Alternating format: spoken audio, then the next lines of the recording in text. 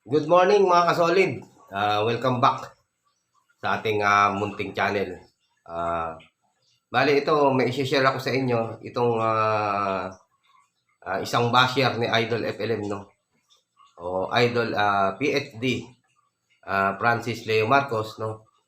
Na hanggang ngayon hindi pa rin siya makapaniwala na nakalabas na si Idol, no? So actually ito yung parang unang-unang basher, no, na napanood ko nung panahon ni Idol na unang paglabas niya, no. Ito na yung masasabi kong unang napanood ko na bumalahura kay Idol, no. So at saka ito ay isang ano no, kasama to sa grupo ng ng UTW mga solid, no. Isa siya sa mga nagbuo ng grupong UTW, yung United Talino Warrior na bumabakbak kay Idol noon, no? Yung nagbabas kay Idol nung panahon na nung time na lumabas siya, no? So ngayon hindi pa rin ito makapaniwala na talagang nakalabas na si Idol, at dito sa video na to sinasabi niya na ayaw niya talagang tawagin si Idol ng apelyido ng Marcos, no. Bali tinatawag niya itong Francis Leo Mangusin. Yun pa rin yung kanyang itinatawag, no. Pero actually nakakatuwa naman siya kasi inamin niya naman na na naging vlogger siya dahil kay Idol, no. First time niya na unang-unang siya nag-vlog, kaya siya lumabas dito sa social media o dito sa YouTube, no, nang dahil din kay Idol, no. Yun yung isa sa nakita kong napanood ko rito na inamin naman nitong basher na to na si Idol mismo ang dahilan kung bakit siya talaga naging vlogger, no. Pero ngayon alamin natin dito sa video na to kung bakit hindi niya pa rin natanggap na nakalabas na si Idol, or talagang ang pangalan ni Idol ay Francis Leo Marcos, no. Yun ang hindi niya kayang itawag o tawagin na sa pangalan na Francis Leo Marcos si Idol, no. So alamin natin yung kanyang analysis dito mga solid sa video ito.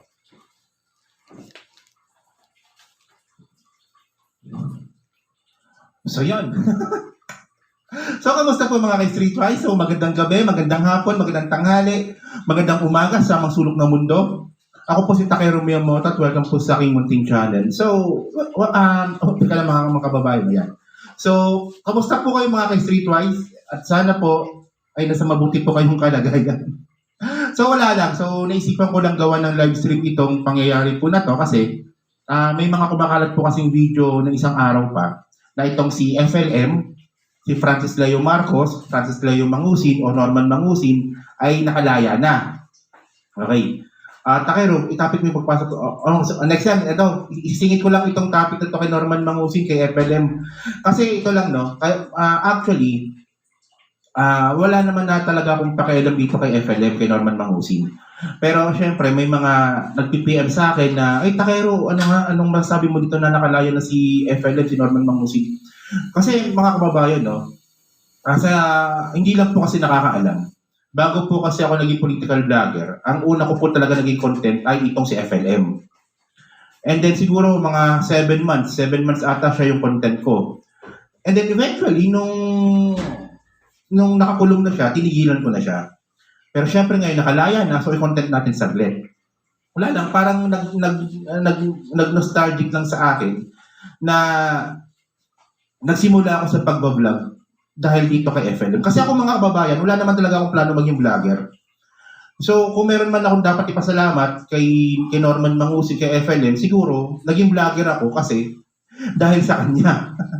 Pero syempre yung mga bagay na nabanggit ko nga po nung pandemic, nung 2020, I think, justifiable yun because, di ba? Well, actually, ayoko na pag-usapan yan kasi tapos na yun para sa akin tapos na yun.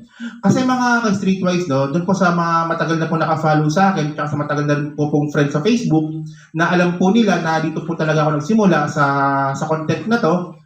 So, ang sabi nila sa akin, gawan mo nga ng content saglit kung ano ba talaga yung totoong nangyari. So, actually, wala akong alam sa mga totoong nangyari, pero aware po tayo sa mga nangyari. So, ayun na lang po yung pag-usapan ngayon natin. So, ang tanong kasi dito, paano nakalaya si FLM? Kasi Francis Leo Mangusino, hindi ko siya kayang tawagin Francis Leo Marcos. Kasi guilty po siya doon po sa illegal alias. So syempre, to be fair, at sinabi na rin po talaga ng batas, na hindi naman talaga Francis Leo Marcos yung pangalan niya. So, mabigat sa dibdib kung tawagan siyang Francis Leo Marcos. So, much better FLM Francis Leo Mangusino. Okay? Dami ko nang sinabi. Okay. Totoo, nakalaya na. So mga babae kasi meron ng papakitang video sa inyo. Taka na, baka i-copyright tayo ni Limor. Kasi kay Limor ko nakuha itong mga videos na to eh. So mga ka-streetwise, meron ng video kasi dito. Okay, yan. Teka, yan. So ito yung palabas na siya kung sa Amang Lunggayan. May hawak-hawak siyang papel. So ito yung una ko nakitang video. Well, sabi ko parang hindi naman nakalaya. Di ba parang wala lang, di ba? Parang video na naman yan. Malamang, meron na naman pinaplanong kakaiba yan. Sabi ko ganyan. So parang hindi ko lang pinansin. Pero parang mas malinaw lang po mga babae. Panoorin natin ito saglit ha. Teka lang ha.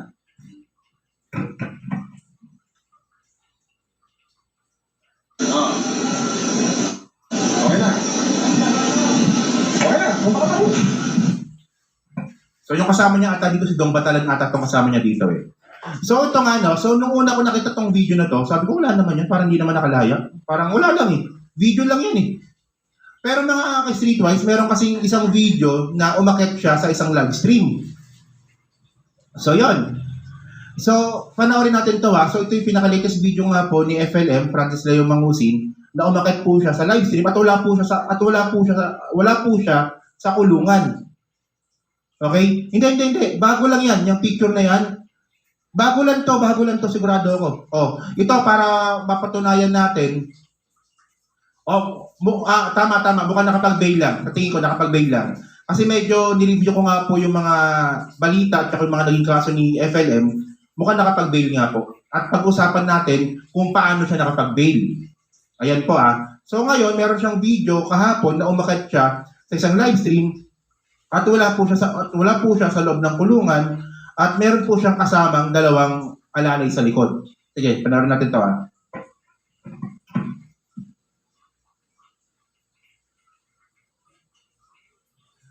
Okay. Wow! Sa lahat. Mabuhay kayong lahat. Mahal ko kayo. Palapakan naman natin si boss, mga kapatid.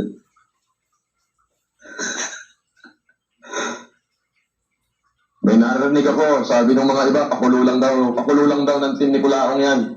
Yes. Matunaw ka na.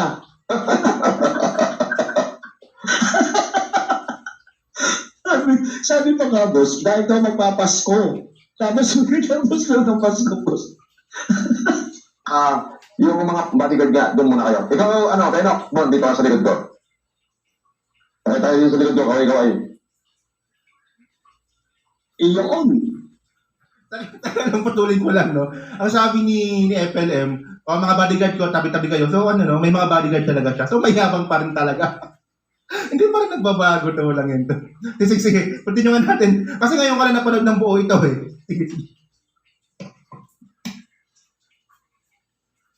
Yun. Okay. Actually, pinagbabawal pa sa akin itong mga ganito. Actually, ayoko muna sana maglalabas sa social media. Kaso, hindi ko lang matiis yung mga taong nagmahal sa akin na hindi ko pagbigyan na makita ako dahil they are longing to see me. Ngayon, katulad na sinabi ko, after press con, at saka ako magla-live. Agkatapos kong mag-press con, doon ako magsisimulang mag-live.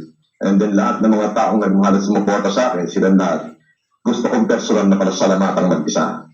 Anyway, nandito na rin lang ako. Gusto ko lang magpasalamat doon to a woman that showing me special care. kila Mami Edith, yung 5 mami ko, tapos kay Chilikita, sa Palangga ko, kay Karen Whitmore, kay Maria Wright, but si Mami Laura Rutherford, of course. So yung iba, huwag muna kayong magselos kung hindi ko kayo babanggitin yan kasi limited yung time ko. But baka bukas, makatapos yung press con ko, then magla-live na ako. Then personal, pasasalamatan ko kayong lahat, isa-isa. Alright? So, pero kung marami ko nakitang kulay, akit ulit ako. Yan, so umakit pala siya kasi marami nagpalipad. So yan, okay. So yan. So, actually, pinakita ko ito sa mga dating mga vlogger na nakasama po natin. Na critic din po na-critic din po ni FLM, ni Francis Leo Mangusin. So, lahat talaga kami nagulat. Sabi naman, paano nakalaya to? Sige, pag-usapan nga natin kung paano nangyari to base sa aking pagkaka-analisa, no? Okay. So, yan.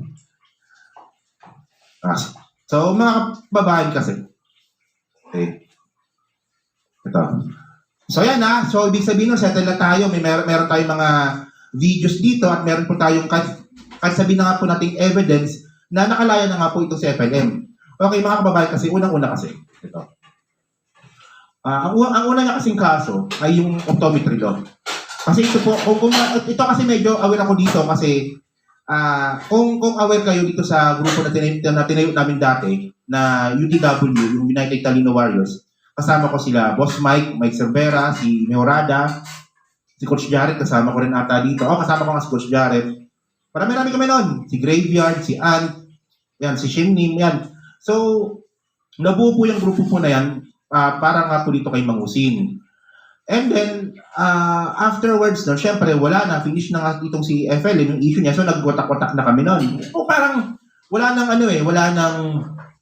dahilan, wala nang nagbaban para magsama-sama pa kami. Kasi syempre, pag vlogger, may kanya-kanyang may kanya-kanyang motibo po yan. So, kaya, medyo aware po ako dito sa kaso na to ni Norman Mangusin kasi nga, nasubaybayan ko po ito. Isa po ako sa pinakaunang bumatiko sa kanya nun. Okay. So, mga kababayan kasi, ang unang naging kaso ni Norman Mangusin, kung bakit siya nabigyan ng warrant of arrest, ay yung sa violations nga po ng optometry law. Kasi yung isa kasi sa pinaka-scheme ni FLM ay mamigay nga po ng mga libreng salamin sa mga bayan, sa mga lugar. So, bawal po yun. Bawal po yun kasi nga, hindi naman kasi optometrist si FLM at wala siyang kasamang optometrist. So, kaya nga po nakasuhan si FLM ng violations of optometry law. So, ito po yung unang warrant of arrest na binigay sa kanya noong 2020. So, ngayon, mga kababayan, kasi nangyari ngayon dito, itong optometry law pala mga kaka-streetwise. Okay? Maliit lang pala yung yung pinaka-punishment dito. So, sabi dito, no, sa Republic Act 8050, okay, the commission of any of the prohibited act listed in the immediately preceding section shall be punished with imprisonment not less than 1 year but not more than 8 years. So, merong fine na 10,000 pesos to 40,000 pesos. O kaya, so ang ibig sabihin nito, pagkakakulong or pagmulta or both. Yan. So kung sabihin na nga po natin na, kasi wala akong masyadong balita ko nung nangyari sa kaso na to, so pwedeng nakulong si Norman Mangusin ng 1 taon kasi less than not less than 1 year pinakamababa eh. And then, pwedeng magmulta lang po siya ng 10,000 to 40,000 pesos. So, maliit lang po talaga. So, tandaan po natin, 2020 nga po nakulong si FLM. So, kung guilty nga po siya dito sa optometry law, so, pwede siyang nakulong lang siya ng 1 taon or nagmulta lang po siya. Yan. So, ito yung isa sa mga kaso niya. And then, ang kasunod naman po dito, yung anti-alias. Okay. So, ito August 30, 2022, no? Francis Leo Marcos pleaded guilty for violating anti-alias law. So, dito po, guilty nga po si FLM, si Francis Leo Mangusin. Kaya nga po mga kababayan, Kaya hindi ko nga po siya matawag na Francis Leo Marcos kasi nga po guilty po siya sa what you call this, sa anti-alias law. Kasi tayo nagiging fair tayo mga streetwise, no? Kung itong kaso nga po ni FLM ay hindi po siya guilty sa anti-alias law, so magaan sa dibdib na tawagin siyang Francis Leo Marcos. Yun nga lang po, guilty po siya kasi ito nga po yung desisyon. Ito yung desisyon. No? Oh.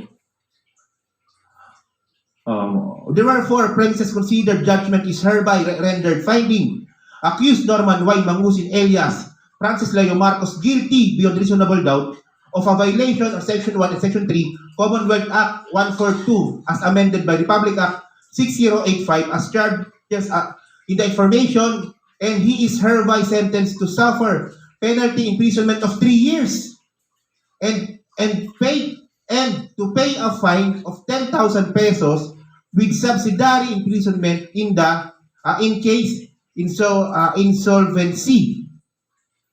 So mga kababayan, dito po guilty si Norman Mangusin. So kaya to be fair, hindi po siya kayang tawaging Francis Leo Marcos kasi nga po base na po sa korte, hindi naman talaga Francis Leo Marcos yung pangalan niya kundi Norman Mangusin. So para mag-meet kami sa gitna, so ang gawin natin Francis Leo Mangusin. At least, di ba? So guilty siya ng 3 years. Okay. So ibig sabihin nun, kung nakulong siya nung May 2020, so tapos na yung sentensya niya. 3 years. Tapos na. Diba? At least you get the point. At least hindi na tayo nagugulat dito. Paano siya nakalaya? So, yung 3 years na hatol sa kanya, tapos na. Kasi 2023 na ngayon, next week 2024 na, finish na. Kasi ganun po kasi yung batas natin mga streetwise eh. For example, habang tumatakbo yung kaso, nakakulong ka, and then kapag nahatulan ka, kasama po doon po sa pagbayad po sa yung penalty kung kailan ka rin nakulong. So nakulong siya 2020, so sakto 2023, makakalaya talaga siya. Di ba? So ito at least fair tayo dito. Hindi ko siya kayang tawaging hindi ko siya kayang tawaging Francis Leo Marcos kasi nga po base sa korte, hindi naman talaga Francis Leo Marcos ang pangalan niya, kundi Francis Leo Norman Mangusin. Korte na may sabi, hindi na ako. Korte may sabi. Okay? So ngayon, and then, so ang pinakamabigat niyang kaso ngayon dito, so ito na yung illegal alias, no? Yan na nga yan, okay yan. So ito yung pinakamabigat niyang kaso, itong qualified human trafficking. Yan. So alam naman po natin mga kababayan na itong qualified human trafficking po ay heinous crime po ito at non-bailable po ito. Di ba? So kasi itong balita na to noong 2022, ito yung what they call this? Ito yung humihingi siya ng piyansa para makalaya nga po doon sa kaso niya sa human trafficking. So ang sabi dito, no, Court of Appeal denies bail plea of Francis Leo Marcos in case of for trafficking women into prostitution. Okay. So ngayon, ito ngayon ang pinakamalaking question ngayon dito. Paano siya nakalaya kung heinous crime nga po yung human trafficking? At pag sinabi po natin heinous crime, ito po ay non-bailable. Okay. O nga, nakapagpiyansa nga. Pupunta ako dyan. Kasi ayan ang sinasabi ngayon natin dito. Ayan ang pinakamalaking question ngayon. Paano siya nakalaya? Paano siya nakapag-bail kung heinous crime nga po yung human trafficking? So, simple lang yung mga streetwise. Hindi naman po kasi wala naman po kasi kaso na non-bailable. Pwede pong makapag-bail ang isang kaso na non-bailable kung mahina po yung ebidensya. It is what it is. Ganun talaga yon. Wala, ganun talaga eh. So, base po kung naging guilty nga po itong si Francis Leo Mangusin, okay, any person found guilty of qualified trafficking under Section 3 shall suffer the penalty of life imprisonment and fine not less than 2 million pesos but not more than 5 million pesos. So heinous crime po talaga ito kasi nga po ito po ay life imprisonment. So ayan na. And then mga kababayan. Okay.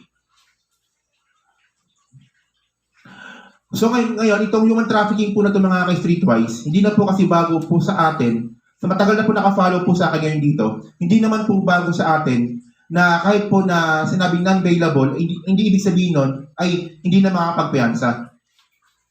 Okay. Kasi nga po mga ka-streetwise, unang-una, ang pinakamagandang example natin dito, si Bong Navarro at saka si Leila de Lima. Si Bong Navarro po ay nademanda ng rape. So non-bailable po yun, pero nakapagpiyansa siya. Si Leila de Lima din naman po, non-bailable din naman po yung kaso niya regarding sa droga, pero nakapagpiyansa din po siya. Kasi nga po, mahina yung ebidensya. So malaki po yung chance na kaya rin po nakapag-bail o nakapagpiyansa itong si FLM is mahina po yung ebidensya. So it means ba na wala siyang kasalanan? Korte na po bahala doon. Pero kasi nga po mga kababayan, yung kaso na po na human trafficking nga po ni Norman Mangusin, matagal na po yan.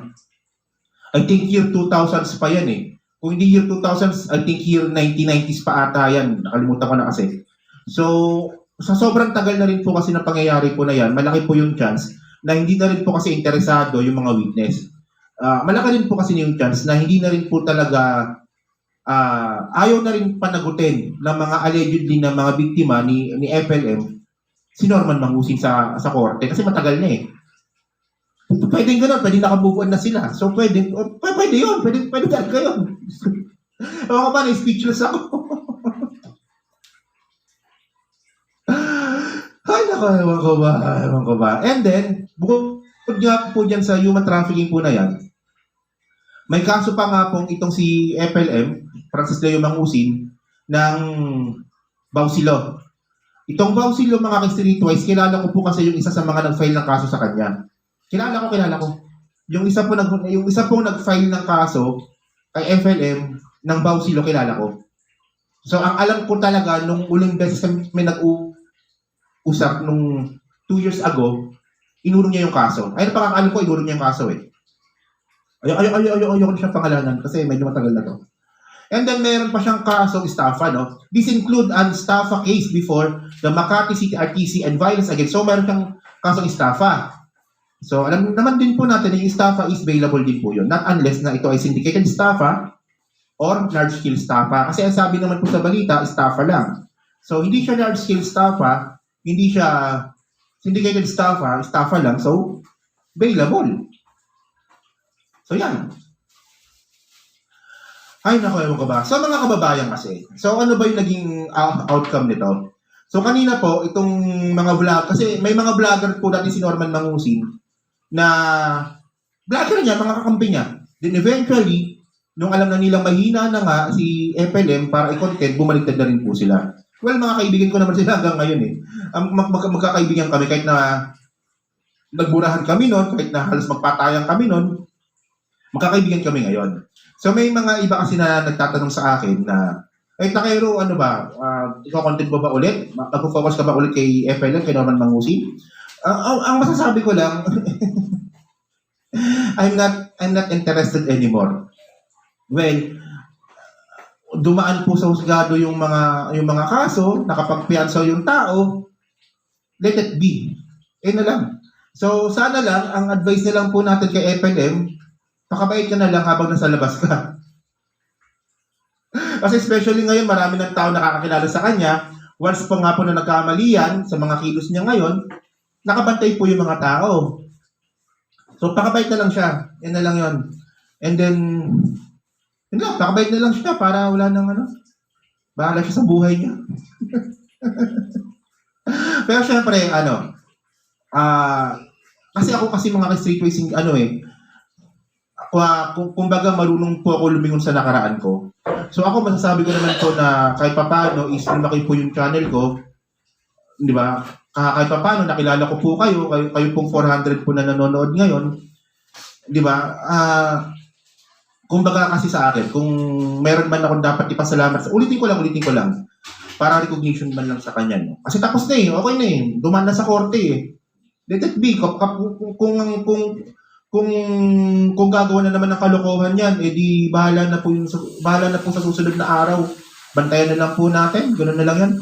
And then, kung may mga bagay man akong dapat ipasalamat sa kanya, so, naging vlogger ako dahil sa kanya.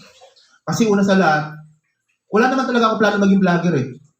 So, nag-vlogger-vloggeran lang ako nung nasa abroad ako as a hobby, and then noong 2020 wala akong magawa, di ba? Na i-content ko siya. Hanggang ngayon, magpo-4 years na nga po ko sa YouTube. Hanggang ngayon, nandito pa rin po ako. So parang nag-nostalgic lang sa akin na nagsimula ako sa taong ito. Buti pa nga ako nagpapasalamat eh. Eh yung mga vlogger na kumita sa kanya ng milyon, kayo ba nagpasalamat ba kayo sa kanya? Di ba? Hindi nga. To be fair lang. Well, bantayan na lang natin to kung anong gagawin na to.